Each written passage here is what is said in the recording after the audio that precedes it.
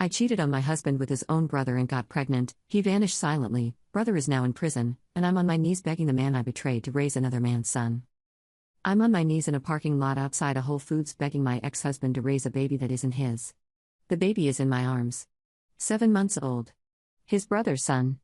The brother who's serving 4 years at Coleman Federal for wire fraud and money laundering. And the man I'm begging is holding a bag of groceries and looking at me the way you look at a car accident you're glad you weren't in. He said, "Stand up, Maeve. People are watching." I didn't stand up. Because standing up means dignity, and I lost the right to dignity 2 years ago when I slept with his brother in our guest bedroom while he was downstairs cooking my birthday dinner. My name is Maeve Chandler. I'm 33. I was married to a man named Orrin Chandler for 5 years.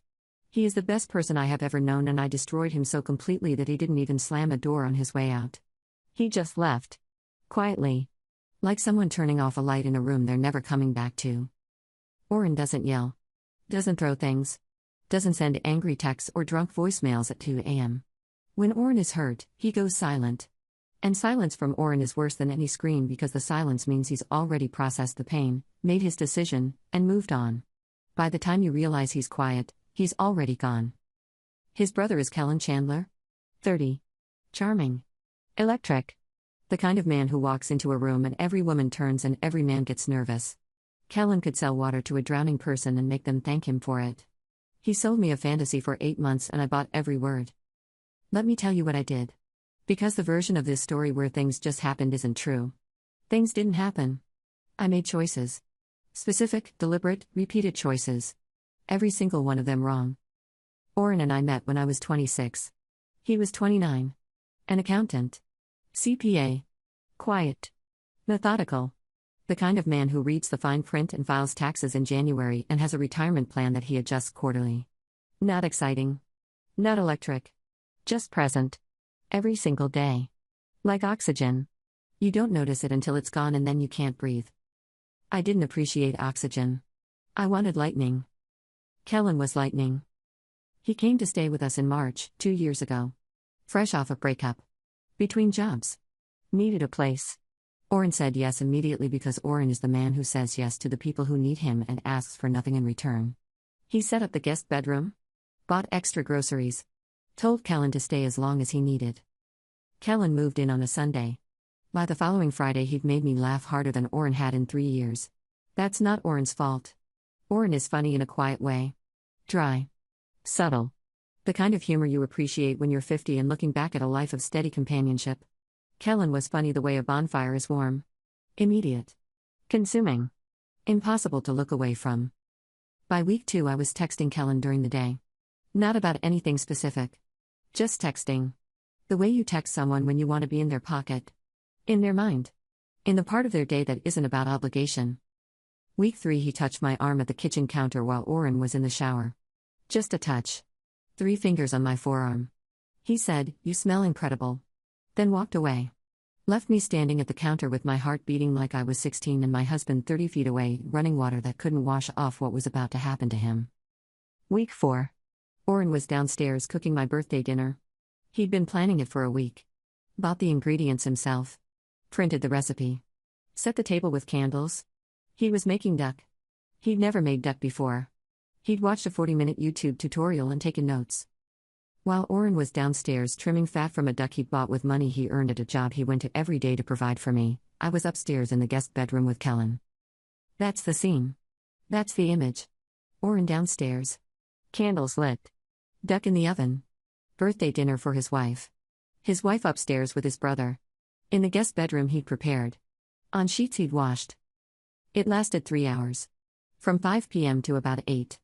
Orrin called up the stairs at 7:45. He said, "Maeve. Dinner's almost ready." I said, "I'll be down in 10 minutes. I'm getting changed." I was getting changed. In the guest bedroom. After sleeping with his brother. While his duck was resting on the cutting board. I came downstairs. Sat at the table. Ate the duck. It was perfect. Golden. Crispy skin. He'd carved it like he'd been doing it his whole life. He poured wine. He said, "Happy birthday, Maeve. I hope this is a good year." I said, "It's perfect. Thank you."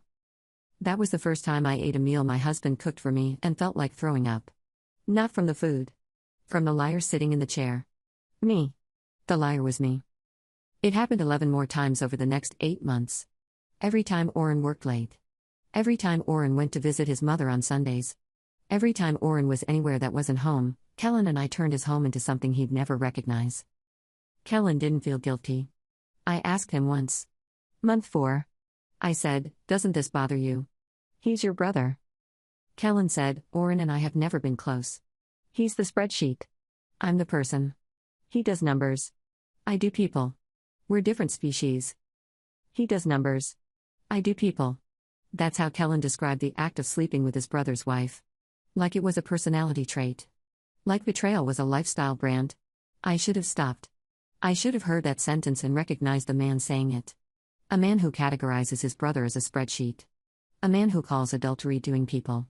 A man who doesn't feel guilt because guilt requires a conscience, and Kellen's conscience was sold at the same fire sale as his morality. I didn't stop. Because stopping meant going back to oxygen. And I was addicted to fire. Month 8. I found out I was pregnant. The timing was unclear. Oren and I were still intimate. Not often. But enough that the math could go either way. I told myself it was Oren's. The probability was there. Maybe 40%. Maybe less. But I told myself it was his because telling myself the truth would mean the fire had finally burned the house down. I didn't tell Kellen. Didn't tell Oren. Just kept going. Smiled at breakfast. Texted Kellen at lunch. Slept next to Oren at night. Carrying a baby that was probably his brother's while he adjusted his quarterly retirement plan on the laptop next to me. Month 9. Everything ended. Not because anyone found out about the affair. Because Kellen got arrested. Federal agents. 6 a.m. on a Wednesday. 4 agents? Badges. A warrant. They arrested Kellen in our guest bedroom. Oren and I were in our bedroom down the hall. We heard the knock. Heard the voices. Heard Kellen say, "This is a misunderstanding." It wasn't a misunderstanding. Kellen had been running a wire fraud operation for 2 years. Before he moved in with us. Before the breakup. Before everything. He'd been operating fake investment accounts. Taking money from clients through a shell company he built using stolen identities. 14 victims. $840,000 total. Federal charges. The agents took Kellen in handcuffs. Through our living room. Past the dining table where Oren had served the birthday duck. Past the kitchen where Kellen had touched my arm and said I smelled incredible. Past the front door and into a black SUV. Oren stood in the hallway watching. He didn't say a word. Just watched. The way Oren processes everything. Quietly. Completely. Without missing a detail. After the agents left, Oren went to his office. Closed the door. I heard his keyboard clicking for 3 hours straight. I assumed he was researching what happened. Looking up the charges. Doing what accountants do. Running the numbers. I was wrong about what numbers he was running. 2 days after the arrest, I came home from a doctor's appointment. The appointment where they confirmed I was 11 weeks pregnant. I walked through the front door ready to tell Oren. Ready to spin it as his baby. Ready to perform. The house was empty. Not empty like he stepped out. Empty like he left. His closet. Cleared. Hangers bare. His shoes gone. His bathroom shelf wiped clean. His laptop gone. His briefcase gone. His files gone. The drawer where he kept his passport. Empty. The nightstand where his watch charged every night. Bare. No note. No text. No voicemail. No letter on the counter. No dramatic goodbye. Just absence. Clinical. Complete. I called his phone. Disconnected. Not voicemail. Disconnected. Already cancelled. I called his office. His assistant said, "Mr. Chandler resigned effective today. He's not available." I called his mother. She said, "Oren called me this morning. He said he's leaving. He didn't tell me where. He said not to contact him. He said he'd reach out when he's ready." I said, "Did he say why?" She said, "He said you'd know why. He said he found the texts." The texts. 8 months of texts between me and Kellen. I deleted them from my phone after each exchange. But Oren is an accountant. Oren knows that deleted data isn't gone.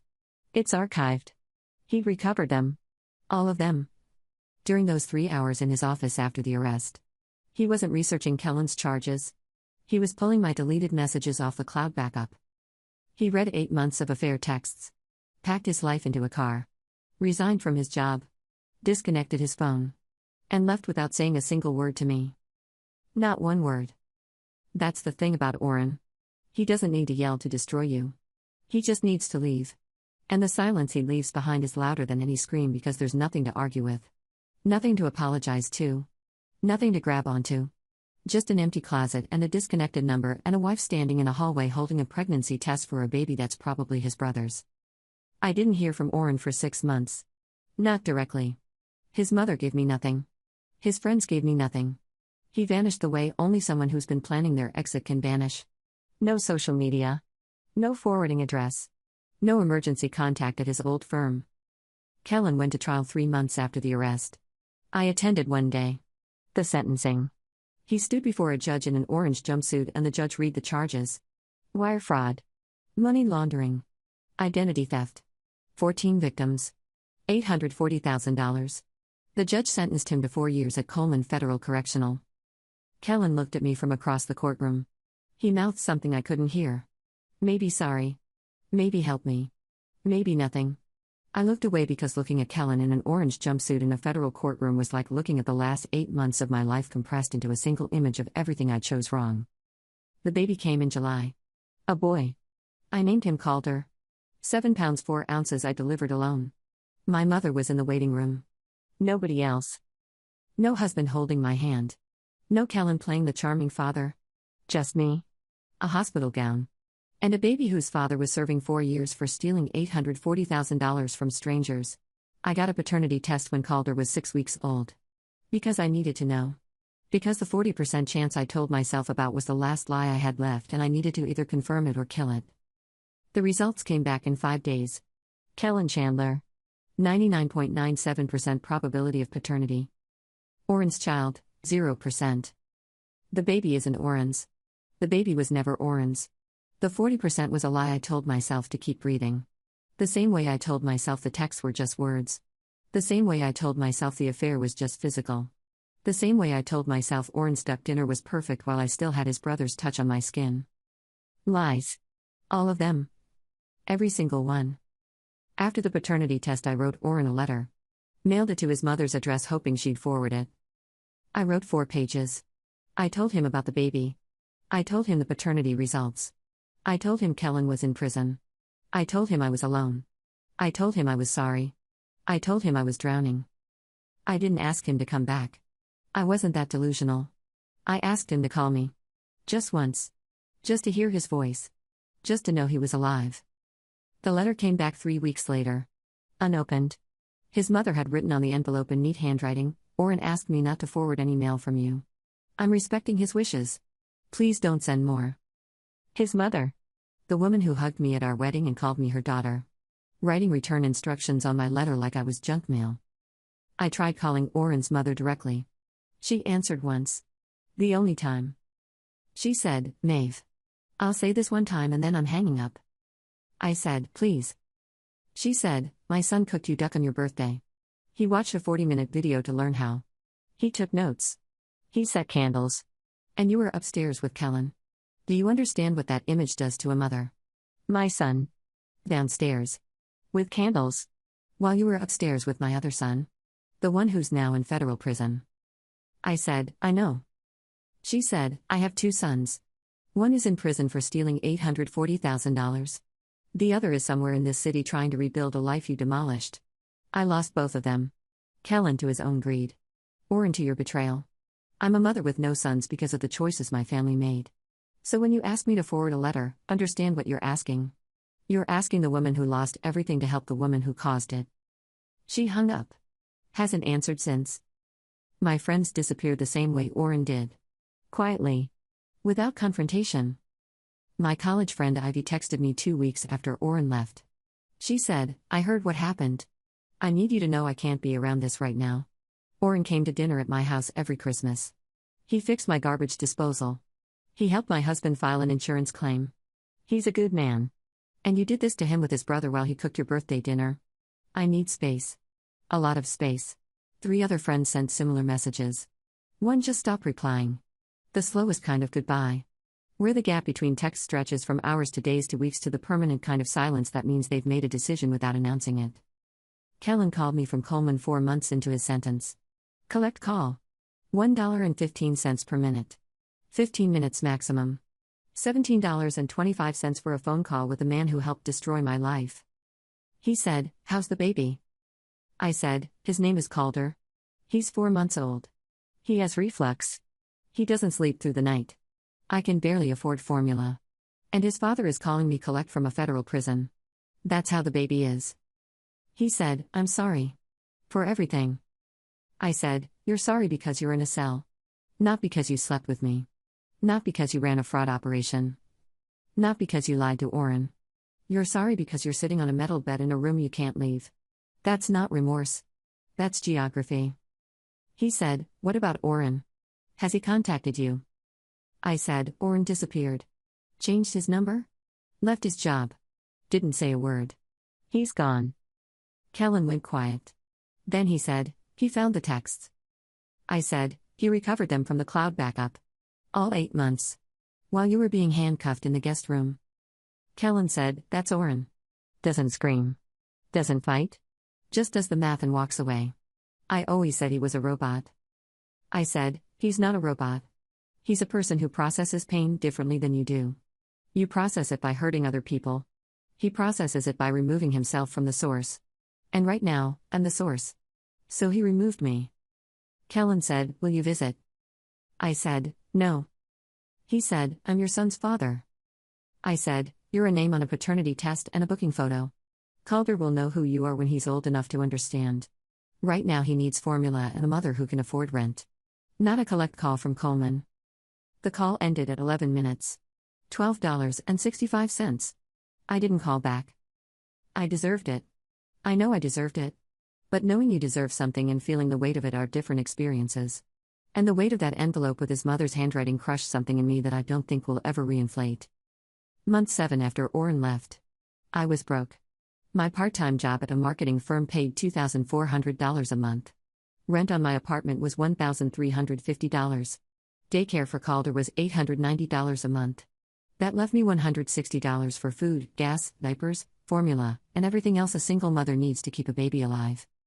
$160 a month. That's the distance between married to an accountant and raising a convict's baby alone. Kellen sends nothing from prison. Commissary requests. That's what he sends. Asking me to put money in his account. $50 here. $75 there. For snacks. For phone minutes. For whatever Kellen needs because Kellen has always needed something from someone and prison didn't change that. I sent $50 once. Because I felt guilty.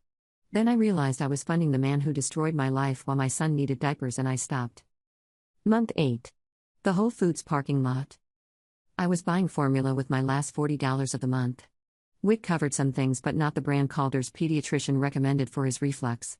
The good formula was $38 per can. I had $40. That's a $2 margin between feeding my son properly and feeding him whatever the government provides. I walked out of the store. Calder on my hip. One bag in my hand. And there was Orrin. Standing in the parking lot.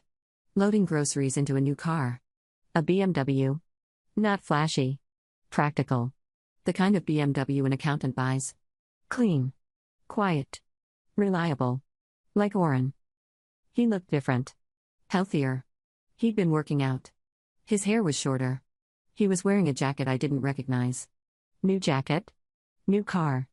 New life. 8 months of silence and he looked like a man who'd been unpacked and rearranged into a better version of himself. He saw me. His face didn't change. No anger. No pity. No surprise. Just recognition. The way you recognize a street you used to live on but don't anymore. I walked toward him. I don't know why. I hadn't planned this. Hadn't rehearsed a speech. Hadn't imagined running into him at a Whole Foods while holding his brother's baby and $2 in change. I said, "Orrin." He said, "Maeve." I said, "Can we talk?" He said, "About what?" I said, "About everything. About what happened. About Calder. About where we go from here." He looked at the baby. First time he'd seen Calder. He looked at him the way he looked at spreadsheets. Reading. Calculating. Assessing. He said, "That's Kellen's son." I said, yes. He said, you got the test. I said, 99.97%. Kellens. He nodded. Like someone confirming a number they'd already estimated. He said, Maeve. I'm sorry you're in this situation. But I can't help you. I'm not going to raise my brother's child. I'm not going to fund it. I'm not going to be the spreadsheet that balances the equation your affair created. That's not my role anymore. I said, he's a baby, Oren. He didn't choose any of this. He said, neither did I, and I chose to leave. That was the best decision I've ever made. That's when my legs gave out. Not dramatically. Not like a movie. Just slowly. Like the structural support that had been holding me up for 8 months finally cracked, and I lowered onto my knees in a Whole Foods parking lot holding a baby and looking up at the man I destroyed. I said, I know I don't deserve anything. I know what I did. I know you owe me nothing. But I'm drowning. I have $2 in my pocket. Kellen is in prison. My parents can barely help. I can't afford daycare and formula in the same month.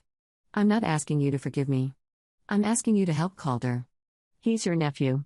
He's innocent. Oren looked at me. On my knees. In a parking lot. With his brother's baby. Begging. He said, stand up, Maeve. People are watching. I said, I don't care who's watching. I need help. He squatted down. Eye level. He spoke quietly so only I could hear. He said, when I was downstairs cooking duck for your birthday, you were upstairs with Kellen. I know because I recovered the texts. The ones from that night. You texted him at 4:52 p.m. You said, he's in the kitchen. Come to the guest room. I read that at 3 a.m. on a Wednesday morning while federal agents were taking my brother out of my house. I read that text and I understood that the two people I trusted most in this world had been performing a play for 8 months and I was the audience. He said, I left without a word because there were no words. Nothing I could say would undo 8 months. Nothing you could say would rebuild 5 years. I didn't slam the door because the door wasn't the problem. The people inside were. So I removed myself. Quietly. The way I do everything. He said, I'm not going to raise Kellen's son. Not because I don't feel for the child. Because every time I'd look at him I'd see the guest bedroom. The duck dinner. The text at 4:52 p.m. The 8 months of lies. The orange jumpsuit. All of it. That child would grow up being looked at by a man who can't separate him from the worst thing that ever happened to him. That's not fair to the baby. And it's not fair to me. He stood up. Reached into his wallet. Pulled out $300 bills. Put them in my hand. He said, this is the last thing I'm giving you. Not for you. For the baby. Buy the formula. Pay whatever you need to pay. But don't contact me again. Don't come to my mother's house. Don't write letters. Don't show up at grocery stores. This is goodbye, Maeve. The real one. The one I should have said 8 months ago but couldn't because I was too busy processing 247 deleted texts and a pregnancy that was never mine. He picked up his grocery bag. Got in his BMW. Started the engine. I was still on my knees.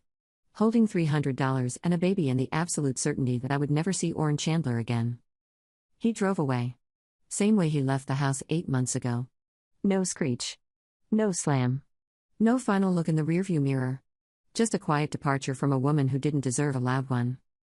I sat in that parking lot for 20 minutes. Calder fell asleep on my chest. People walked past. Some stared. Most didn't. $300. That's what the end of my marriage cost in final currency. $300 and a man driving a BMW out of a Whole Foods parking lot and me on concrete holding a baby who will never know the man I just drove away. I went home.